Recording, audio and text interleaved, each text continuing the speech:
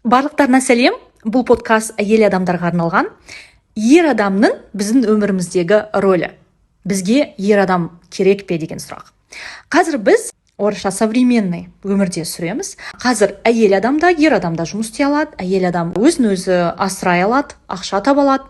Яғни қазір біздің жағдайымыз 50 жыл, 100 жыл бұрындағы ситуациядан мүлдем басқаша. Әйел адам жақсы көруді, эмоция көрсетуді, шын жүрегімен басқа адам жақсы көруді біледі. Әйел адам өмірге жаңа адамдарды әкеле алады. Әйел адам ер адаммен салыстырғанда шынымен де эмоциялық жағынан өте дамыған.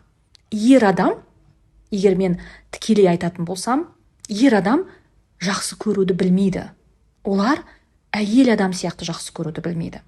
Олар оны тіпті түсінбейді, бірақ тікелей бізге шындықты айтудан қорқады. Өйткені олар білет, әйел адам қалай, ағылшынша operate да, қалай жұмыс істейтінін. Әйел адамға жақсы, әдемі сөздер айту керек, құлағына орысша айтқанда лапша құю керек, сыйлықтар беру керек. Тек сол арқылы, забота көрсету арқылы ғана олар біздің approval, ағылшынша, біздің approval дан алады. Егер ер адам шындықты, басындағы шын нәрсені айтатын болса бізге, ешқандай әдемі сөзсіз, біз әйел адам оны қабылдамаймыз.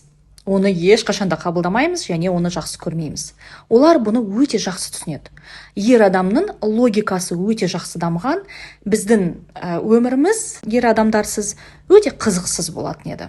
Бізге ер адамдар өте керек, өйткені оларсыз шынымен де өмір қызықсыз болатын еді.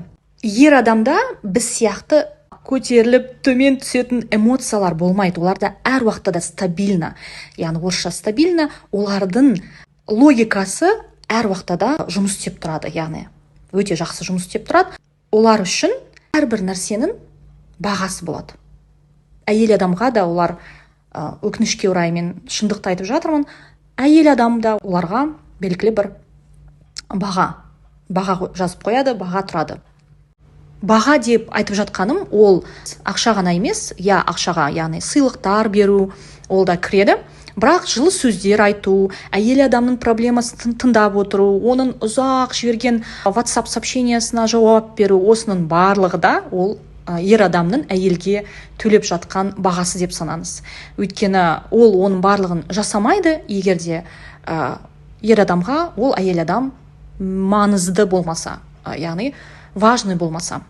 Осының барлығы да баға, өйткені олардың логикасында әрбір нәрсенің бағасы болады. Әйел адамға қарайды, егер әйел адам сыртынан өте қымбат болып көрінсе, яғни бұл әйел адамға қымбат сыйлықтар жасау керек, ол әйелге өте көп уақыт жұмсау керек. Кейбір ер адамдар өте логически жоқ деп айтады, өйткені олардың уақыты жоқ. Әйел адамды олар ұнатса, шын жүрегімен, олар өзінің уақытын жұмсауға қарсы емес. Егер уақытын жұмсағысы келмесе, ол әйел оған қызық емес, керек емес. Сондықтан да әйел адамдарға мен айтқым келеді, өзіңізді тегін ешкімге бермеңіз. Яғни өзіңіздің бағаңызды жоғарылатудың қажеті жоқ, бірақ өзіңізді тегін ұсынбаңыз. Әрбір нәрсеге орысша айтқанда брать давать, яғни баланс болу керек. Бір нәрсені бересіз, және сіз бір нәрсе алу керексіз. Олсыз жаңағы баланс болмайды. Сондықтан қазіргі кезде неге кейбір ер адамдар әйел адамды өте жақсы қолданады, тегін қолданады, өйткені әйел адам бәрін беріп жатыр, тегін, не үшін мен оған төлеу керекпін, не үшін мен оған сыйлық беру керекпін. Сондықтан бізде осы проблема бар. Егер ер адам әйелді өте ақылды қолданса, әйел адам да ер адамды қолдана алады. Егер бізді қолданса, біз де оларды қолдана аламыз. Ақылды қолдану керек. Ер адамдарды ақылды қолданып үйрену керек.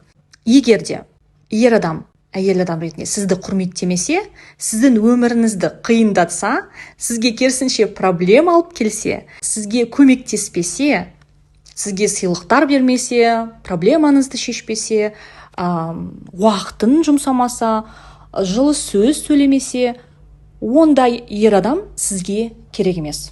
Сізге бірден орысша айтқанда до свидания деп айту керек. Өйткені бұл әлемде ер адамдар өте көп. Ол біз әйел адам жалғыз бір ер адамға жақсы көріп қаламыз, сол адамды күтеміз, сол адамның сообщениясын күтеміз, оны армандаймыз, ал ол адам ол уақытта сіз туралы ойлап жатқан жоқ, мүлдем ойлап жатқан жоқ. Ер адамдар әйел адам сияқты күтіп отырмайды бір әйелді. Олардың, егер қарап көрсеңіз телефонында, олар ондаған 20-30 әйелге сообщение жазады. Ол тек сіз ғана емес, оның жан жағында өте көп әйелдер бар. Және олар біз сияқты нәзік емес. Олар орысша отказды өте спокойно қабылдайды. Бір әйел оған жоқ деді ма, келесі әйелге көшеді. Олар біз сияқты жылап, күтіп, психологқа барып жүрмейді. Олардың өмірінде барлығы оңай және айтады ол по полочкам, логически, ешқандай эмоциясыз, жүрексіз. Осыны мен әйел адамдарға айтып жатқан себебім, өйткені өзімнің жан жағымдағы достарым өздерінің әйел проблемасын айтқан кезде менің жүрегім ауырады, және осыны барлық әйел адамдарға айтқым келеді. Сіз әдемі жансыз, және әйел адам ер адаммен салыстырғанда мен ойымша жоғары тұру керек. Әр уақытта да жоғары тұру керек. Біздің өмірімізге ер адамдар не үшін керек? Сізге айтайын. Ер адамдар біздің өмірімізді жақсарту үшін керек. Ер адам біздің өмірімізді жақсартып, бақытты қылуға, бізге позитивті эмоциялар әкелуге, біздің бір проблемамызды шешіп беруге, бізге сыйлықтар беруге арналған. Ер адамдар сол үшін арналған. Ер адамдар біздің өмірімізді жеңілдету үшін келген. Керісінше емес. Сондықтан да егер әрбір әйел өзін сыйласа, құрметтесе, оның жанында жақсы ер адамдар болады. Оның жанында өте, жаңағы орысша айтқанда, качественный жақсы ер адамдар жүреді. Ал егер әйел адам өзін сыйламаса, өзін түсінбесе, өзінің кім екенін уверенность болмаса, оны ер адамдар әр уақытта да қолданады. Ол әйел адам әр уақытта да жылап жүреді.